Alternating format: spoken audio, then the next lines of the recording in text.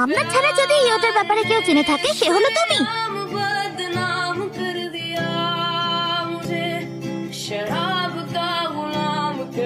আর মিথ্যে বলার চেষ্টা করো না, তুমি ইয়োটাকে দেখেছো আর তুমি ওর ব্যাপারে সবাইকে বলে দিয়েছো। আমি তো এটাও জানি না যে ইয়োটা কে। একটা বাচ্চা যে আমাদের ভিলেজে হারিয়ে গেছে, ওর উপর আমাদের দয়া হয় আর আমরা ওর খেয়াল রাখছিলাম। তারপর আজ আমরা এখানে এসে দেখি সবকিছু কেমন ছড়ানো আর ইয়োটাকেও পাচ্ছি না।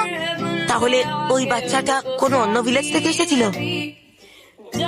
তোমরা সবাই একটা অন্য ভিলেজের বাচ্চার কথা খেয়াল রাখছো, কিন্তু তোমরা কখনো আমার ব্যাপারে ভাবোনি। दर्द होने दो, जख्म गहरा है, इसे